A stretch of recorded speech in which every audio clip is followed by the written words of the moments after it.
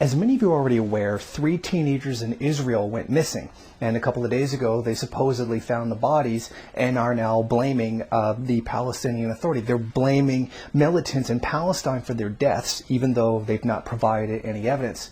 In retaliation, a child has already been murdered. There has been bombing raids on Palestine in retaliation for what they perceive to have been a crime by the Palestinian people. But some more information has come out. For a while, the press has suspected that the 3 teenagers were dead.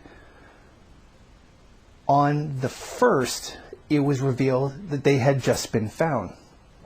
But reporters are saying that the Israeli government has known since before then that the teenagers were dead. So the claim that they found the bodies on the 1st is actually a lie. And now this comes after the bombing raids. This also comes after legislation was passed in Israel pushing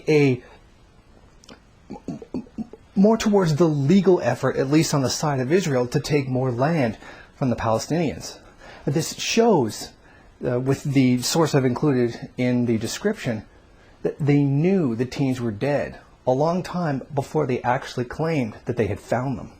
A very important thing to keep in mind here is that nobody has claimed responsibility for these 3 young men being dead. No one, not the usual suspects, not even the sometimes unusual suspects. No one, thus far as of this recording, have claimed responsibility for it. Yet, without any evidence, the Israeli government is blaming Palestinian and Palestinian militants for these actions. But there's a little bit more going on here. When we start looking at the political situation behind these kidnappings and killings, Hamas has refused to condemn the killings, given their militaristic stance towards Israel. Fatah, on the other hand, run by Abbas, the current Palestinian Authority, is condemning the killings. And this divide between these 2 groups is very telling, because here is what the Israeli Prime Minister is saying. Immediately after the abduction, we said that Hamas was responsible. I think it is now clear to everyone upon what we based ourselves. Abu Mazen, or Mahmoud Abbas, says that he opposes abductions. He says that he wants to proceed on the path to peace. If he stands by what he says, there's only one way to advance peace, and that is to tear up his agreement with Hamas. Now we're starting to see a little bit of the tactic here.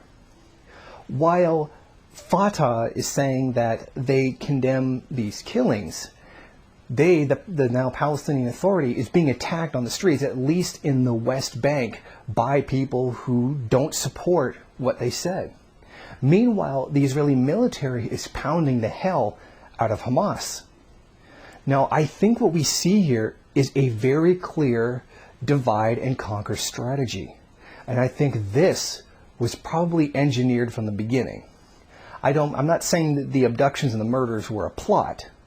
I'm saying that this opportunity to cause such radical division in Israeli society seems to be the strategy that they've taken now that they've seen an opportunity to do that. And even these words are wholly empty: to proceed on the path of peace, a path which Israel has shown no interest in doing so, not from the very beginning. Their path to peace is, of course, bombing Palestine and attacking. I think this very important political angle in the ongoing situation between Israel and Palestine might be a real big key to these events that just took place. I do find the whole situation just a little bit suspicious. Like, this whole thing was planned very, very well. They've used this opportunity almost a bit too well.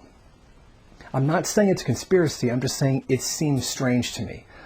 It is not beyond the realm of possibility, given what we do know of Israel, to conduct false flag attacks like this. They have, in previous cases, attacked the United States property, and blamed it on Islamic militants.